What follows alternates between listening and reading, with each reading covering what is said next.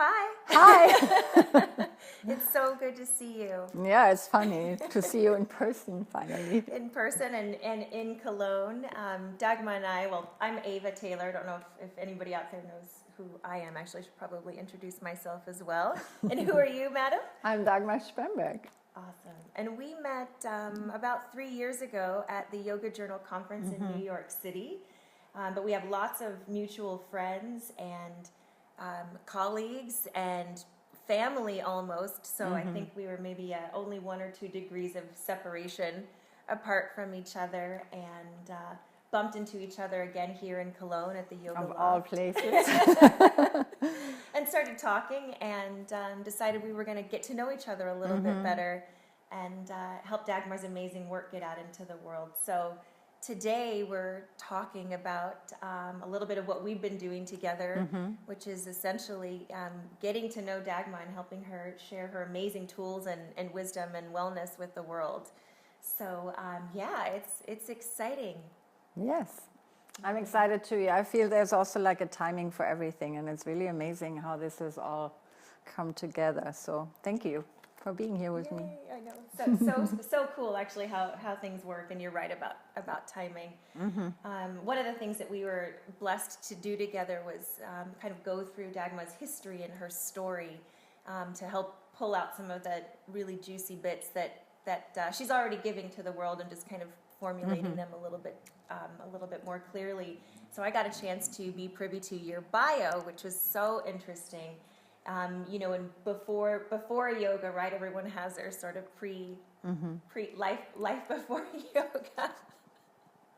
So I got to go all the way back with Dagmar, which was really, really cool. And there were some super interesting, fascinating things I was able to learn about her life and her experience, and how she got to the yoga, and how the yoga found her, and how she ended up being the queen of the Costa Rican yoga scene, I like to say. So just some really interesting things. And of course it's like anyone with their own story. I think sometimes you didn't think it was so interesting. Well, I think it's just, you know, you live your story. So at some point it's like, you know, you've experienced it. You meet a lot of people. I met a lot of people who have like similar amazing stories. So then you feel like, okay, you know, why share my story? And then it's great, because if I look back, I met a lot of amazing people and their stories inspired me. And so, of course, it's great to encourage and empower each other by sharing our stories and sharing our gifts. So. Right on. And of course, I was reading it, and I'm like, oh my God, this is amazing. I can't believe I didn't know this about you. She's like, oh, okay. So here we are. There are definitely some things that are exciting about the story. And some similarities also. Is part of the reason we wanted to sit together and share this with you guys is, you know, before the jungle, before this whole amazing life that was in the jungle, Dagmar also had a really incredible life, sort of as a city girl, I would say. And so I'd love to hear a little bit about, you know, the city girl days, your experience in the music business, if you share a little bit about that.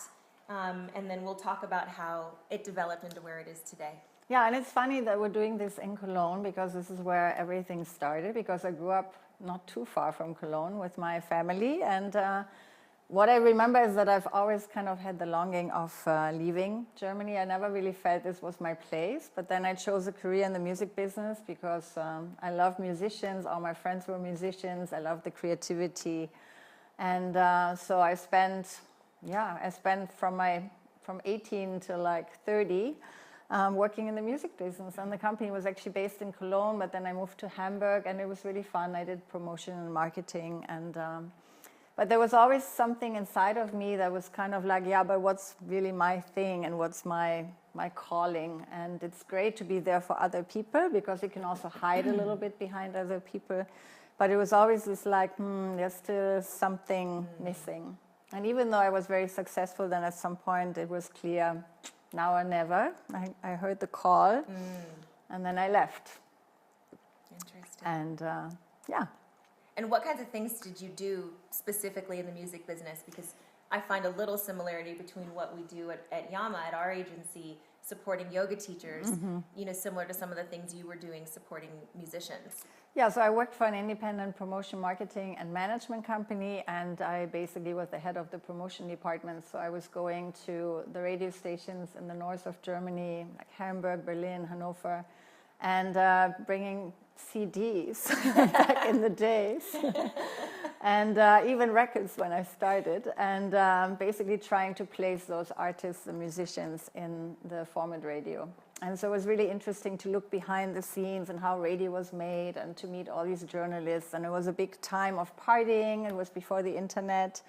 So we would invite 80 journalists and fly them to Venice and put them on a boat and play the new record of Marius Müller-Westernhagen and people like that. And it was amazing. So a lot of partying and a lot of fun. And really the golden times. I know the music business is a little bit different now. Sure. So, we'll put a little text box on the video that tells people what a CD is.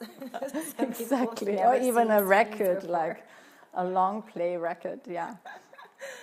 Totally wild. Yeah. Speaking of famous musicians, I know that you've come across a few. You were able to witness some of the greats perform.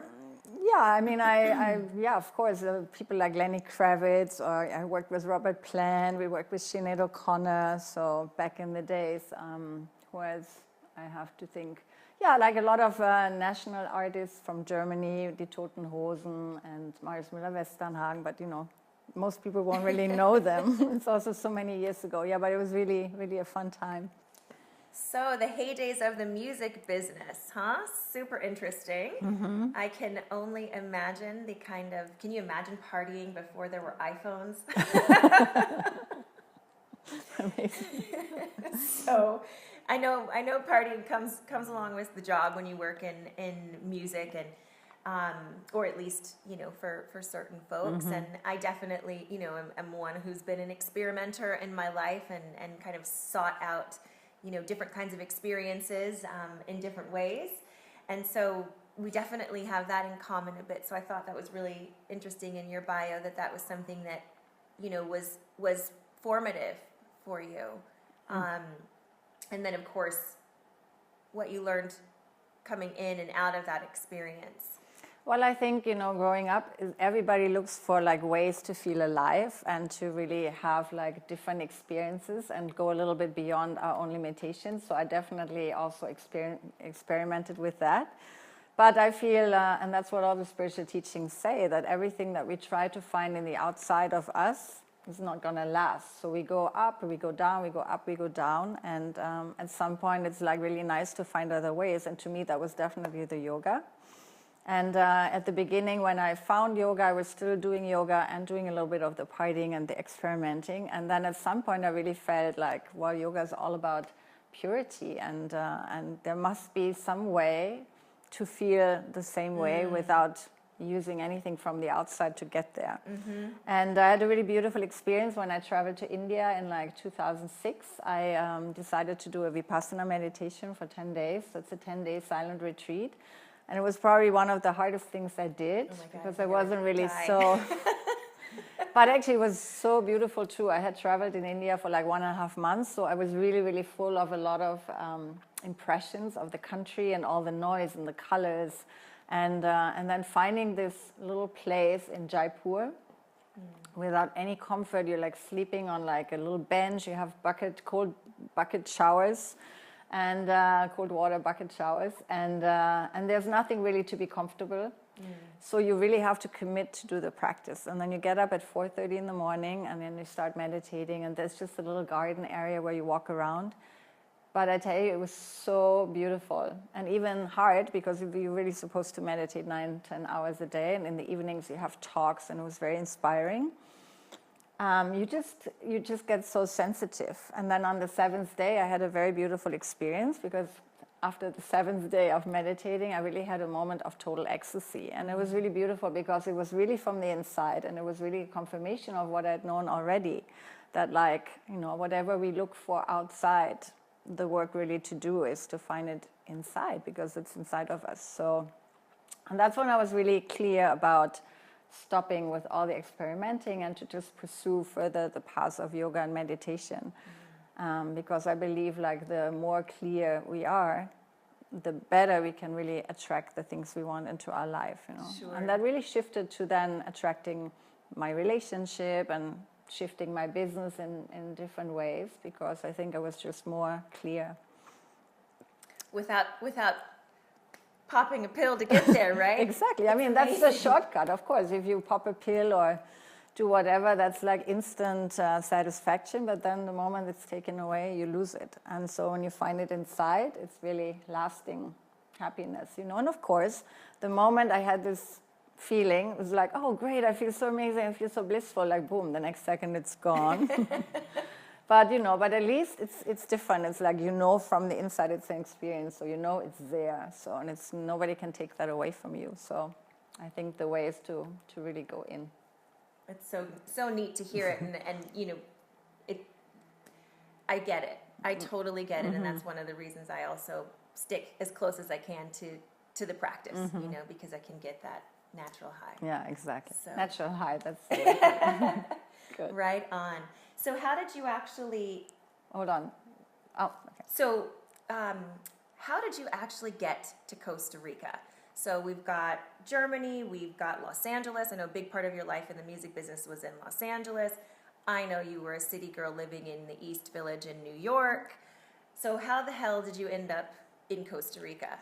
Well, actually, when I was 15, I already had the desire to go and live in a different place or a different country. But I felt it was so cliche. Everybody wants to live on the beach and in the sunshine, especially when you grow up in Germany. And it's interesting because we kind of think, oh, yeah, that's like some dream, and how's it ever going to happen? But you never know how long it takes. So with that seed that was already in my mind, I traveled the first time to Costa Rica in 1991.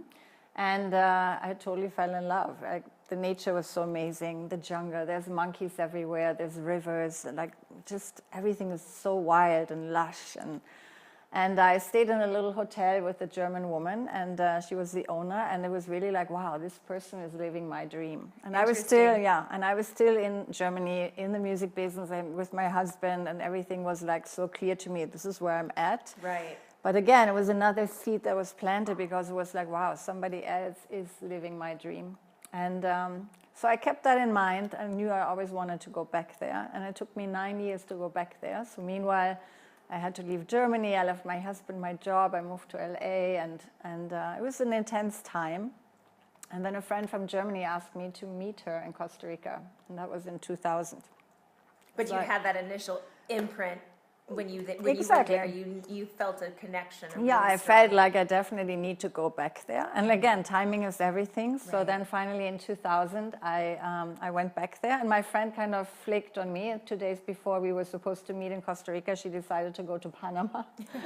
and I was really upset. I was like, I can't believe she's leaving me. You know. So I ended up like going by myself. I was like, I don't care, I'm going. And so I ended up by myself in Montezuma. And I met some people that I had met 9 years ago.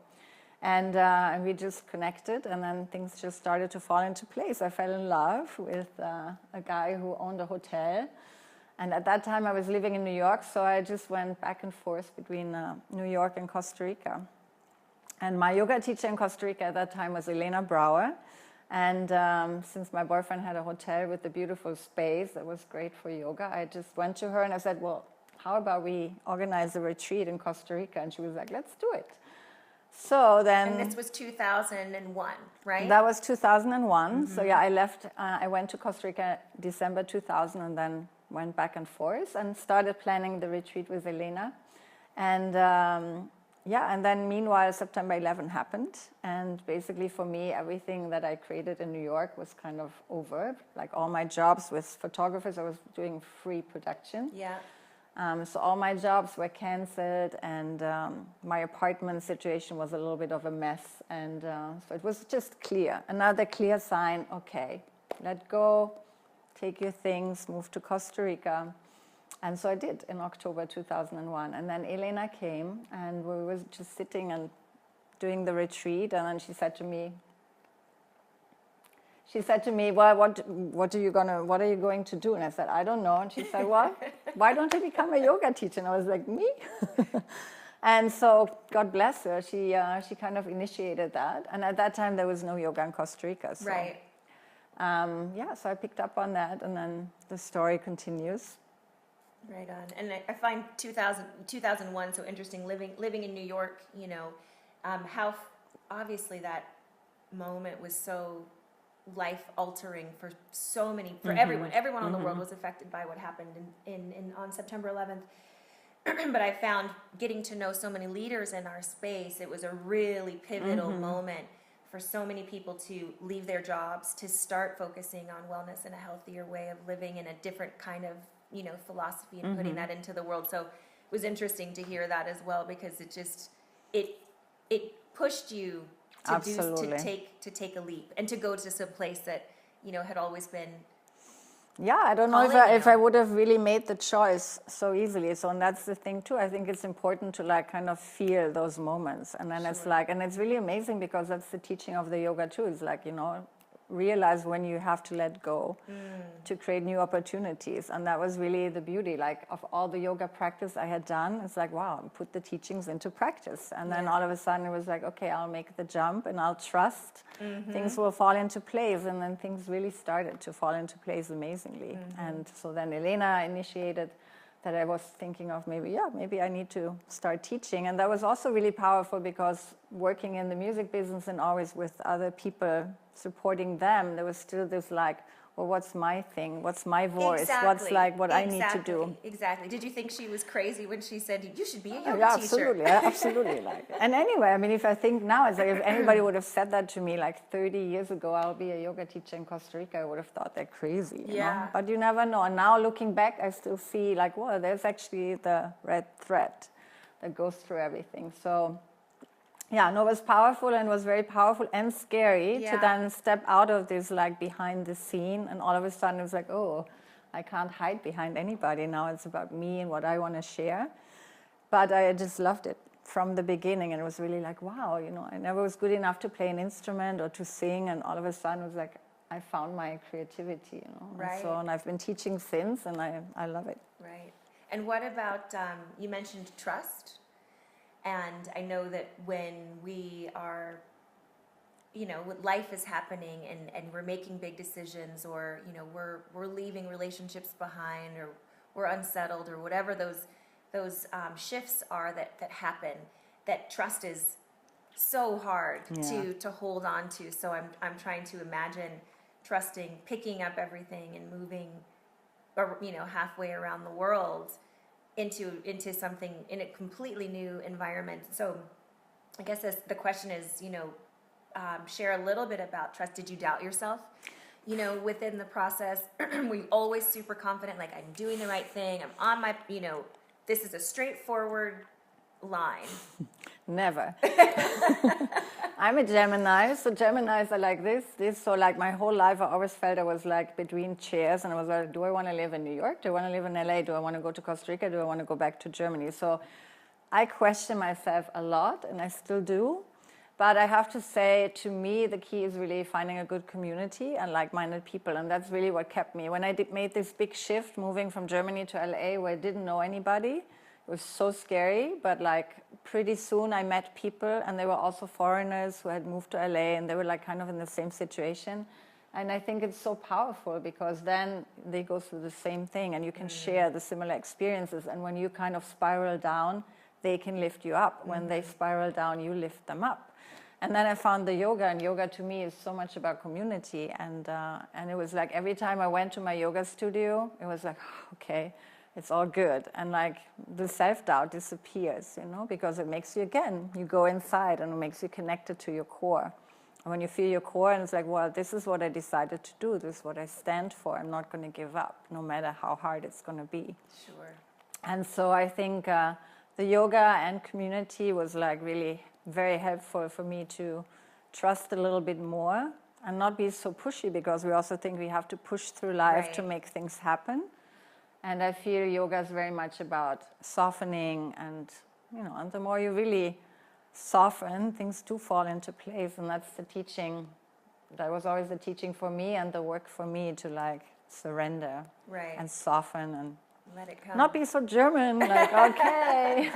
So, Jungle Girl, You're living in Costa Rica now for how many years? 16 years. 16 years, which is hard to believe that at one point yoga and Costa Rica were not, That's true.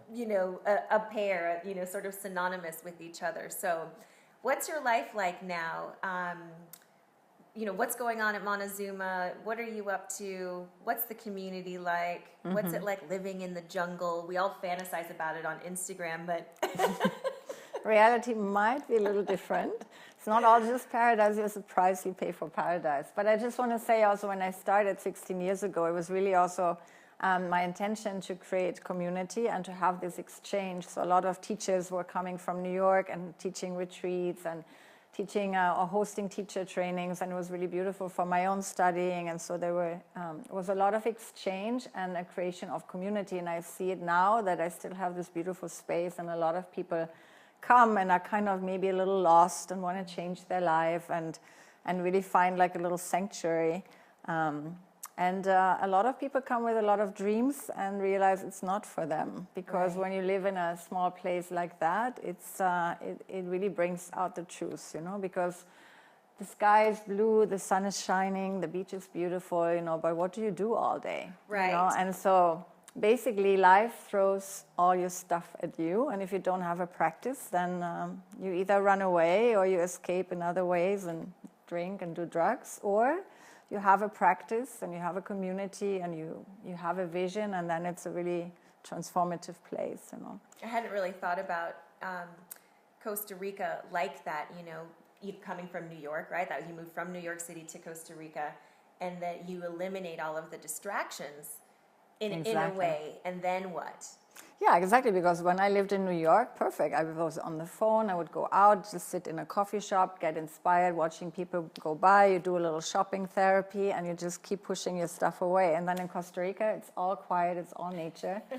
You look at the monkeys, and they're happy, and then it's like, well, why am I not happy? So, right. And yeah, it's a process, but again, I love it, and I wouldn't want to change it for anything. Although I have to say, if I would be there all year, it would be challenging for me in another way. So I'm really happy that I have both sides. Like now I'm in the city and I enjoy the city for like a month, and then I've seen it and I go back.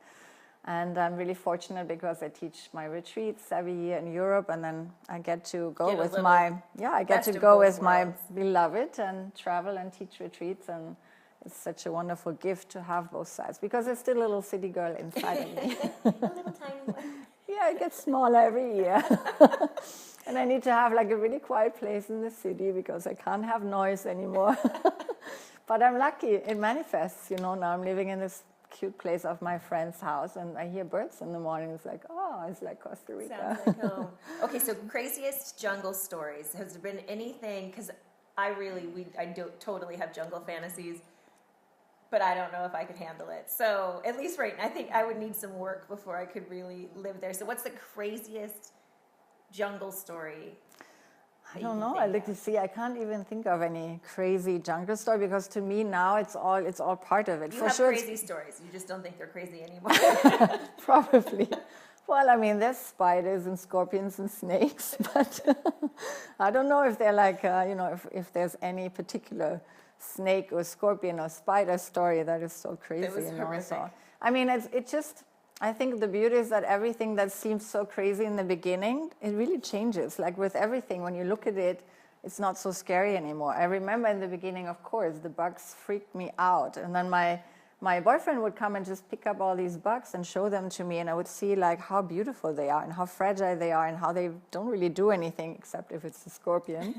But, and it's the process of like, look at the things that scare you, and they don't scare you anymore. So what maybe seems crazy to you, to me is now like part of living in the jungle. Right, right. Of course, there's army ants, and that's a crazy story because they come and it's like all of a sudden thousands of ants come into your house and invade your house, and they're just all over and they go up the walls, and the first time you see it you're like freaking out, and then you learn, well, they're actually good because they take out all the other ants, the smaller ones. They're called limpiadores. Limpiadores? Yes, the cleaning ants. And basically all you have to do is leave your house for 2 hours, and then you come back and there's not a single ant left. They leave. They leave. So they come in from like all kinds of streets, and you don't even bother them because there's so many that there's no way to like stop them or spray them or anything. They take over all the walls. It looks really scary and crazy. Goodness. And and then actually you leave, and then you come back, and there's not a single ant left. And and that's again, you learn to understand. And actually watching them, it's fascinating because you see they're like all running in this direction, then there's a bigger ant running in the other direction, and they meet. And it's nature. How they communicate. Yeah, it's how they communicate. So like I said, it's a crazy story, but to me, it's not so crazy anymore because I've adapted and I've learned to live with it, And I wouldn't want to miss it. It's nature. I got used to the rats in New York. I mean, so I guess anything is possible. Well, they're not so beautiful though. Like I guess anything is possible. Well, life in Costa Rica sounds wonderful. I know that you are working on a beautiful program series called Cultivating Intuition. Mm-hmm. I would love to hear a little bit about that. I know it incorporates some of these amazing elements of the life stories and the sort of life lessons that you've learned. So tell us a little bit about it and what you hope people get out of it and sort of what it's for. Well, my intention with this series is just to share a little bit of my story and to really encourage people to live their dreams and that there's really tools that we all have to cultivate the trust and the courage that we need to change our lives. That it's really about finding the people that really empower you to live your dreams. I'm really grateful to the people I met and to also really take responsibility for your own stuff and to use the tools to make the shifts, Like for me too, like the biggest challenge probably was creating a relationship that I've always dreamed of. That was like the ultimate last thing that I was struggling with. And it was really making the shift of like, I'm tired of listening to the same story that I'm telling myself. And okay, what do I need to do to move forward and to let the story go? And once you make the shift within yourself, then really life provides in the most magical ways. And that's really my deepest intention from my heart, to encourage other people to trust that too, and to provide them with the tools to trust a little bit more and to look a little bit more inside and maybe change the story that we all keep telling ourselves. And and to find also support, because if I can inspire and support people on their journey, I'd be so happy. Right on. And so it's the practice, and really I always say the magic is in the practice, and all we really need to do is show up on the mat, show up for ourselves, and then magic happens. Right on. And so this Cultivating Intuition is basically making it virtual. So for those of us that can't necessarily get to Costa Rica, and be in the studio environment to get the tools directly, she's bundled some really wonderful things together, practices and sequences, and there's videos and interviews and just materials to help support people in having these conversations and thinking about these things. I think that's what we don't often do for ourselves, is sit down and really take stock and think about where we might want to shift and where we might be stuck, and then you're like, okay, well, if I'm stuck, then what the hell do I do about it? And I think that's part of the conversation that you're having as well. Yeah, very practical tools, because You're German. It's true, after all, I'm German.